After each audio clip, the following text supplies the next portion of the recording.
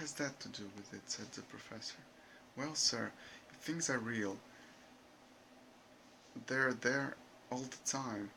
"Are they?" said the professor, and Peter did not know quite what to say. "But there was no time." "But there was no time," said Susan. "Lucy had no time to have gone anywhere, even if there was such a place. She came running after us the very moment we were out of the room. It was less than a minute, and she pretended to have been away for hours." "That is the very thing that makes her story so likely to be true," said the professor. "If there really is a door in this house that leads to some other world, and I should warn you that this is a very strange house, and even I know very little about it. If, I say, she had got into another world, I should not be at all surprised to find that the other world had a separate time of its own, so that however long you stayed there, it would never take up any of our time. It would never take up any of it to find that the other world. However long you stayed there, it would never take up any of our time. On the other hand, I don't think many girls of her age, not I don't think, but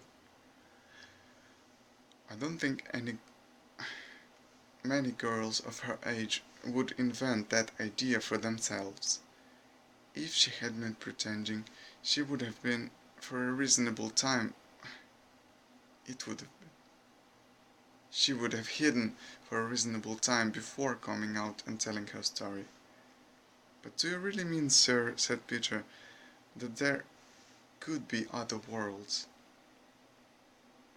all over the place, just round the corner, like that?" "Nothing is more probable," said the professor, taking off his spectacles and beginning to polish them, while he muttered to himself, "I wonder what they do teach them at these schools." But what are we to do?" said Susan. She felt that it's hard to read and to hold the phone. "Right, Emma? This cat is wild." There's even a picture. This is stupid. I'm just practicing my pronunciation. Sorry. The conversation was beginning to get off the point. "My dear young lady," said the professor, suddenly looking up with a very sharp expression at both of them.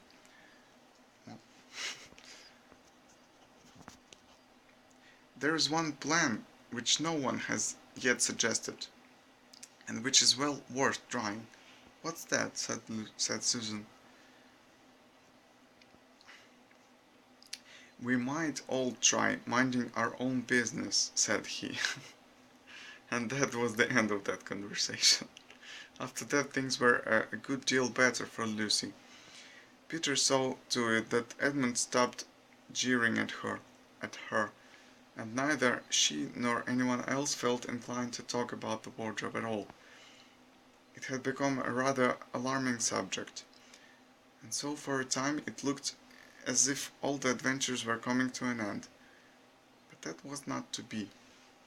This house of the professor's, which even he knew so little about, was so old and famous that people from all over England used to come and ask permission to see over it. It was the sort of house that is mentioned in guidebooks and even in histories, and well, it might be, for all manner of stories were told about it, some of them even stranger than the one I'm telling you now. And when parties of sightseers arrived and asked to see the house, the professor always gave them permission, and I keep worrying about the camera, this stupid thing. It's hard to... Okay, maybe. The professor always gave them permission, and Miss Macready, the housekeeper, showed, not shoved, but showed showed them around, telling them about the pictures and the armor and the rare books in the library. Mrs. Macready was not fond of children and did not like to be interrupted when she was telling visitors all the things she knew.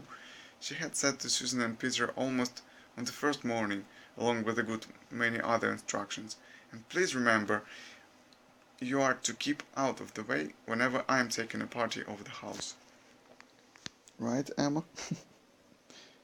She's too busy. So, as you can see, my pronunciation isn't as good, especially intonation. I don't know if that's even a word. It sounds unnatural. That's why I can't really make videos in English. That's lame. I mean, that's sad. That's too bad.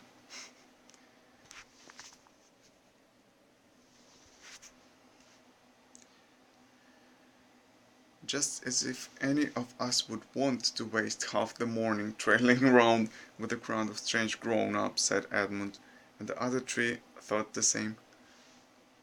Uh, that was how the adventures began for the third time. A few mornings later, Peter and Edmund were looking at the suit of armor and wondering if they could take it to bits, when the two girls rushed into the room and said, "Look out! Here comes the next page." It's so heavy. "Here comes Macready and a whole gang with her." "Sharp's the world," said Peter, and all four made off through the door at the far end of the room. But when they had got out into the green room and beyond it, into the library, they suddenly heard voices around them and realized that Mrs. Macready must be bringing her party of sightseers up the back stairs instead of up the front stairs as they had expected. And after that, whether it was that they lost their heads, or Miss Macready was trying to catch them, or that some magic in the house had come to life and was chasing them into Narnia, they seemed to find themselves being followed everywhere until at last Susan said, "Oh, bother those trippers. Here, let's get into the wardrobe room till they're past. No one will follow us in there. Follow. It's weird." But the moment that they were inside, they heard the voices in the passage, and then someone fumbling at the door. And then they saw the handle turning. "Quick," said Peter. "There's nowhere else," and flung open the wardrobe. All four of them bundled inside it and sat there panting in the dark. Peter held the door closed but did not shut it, for of course he remembered, as every sensible person does, that you should never shut yourself up in a wardrobe. Okay, the end of the chapter. It's weird, I can't, as soon as usually when I'm reading, not aloud, for myself, how to say that?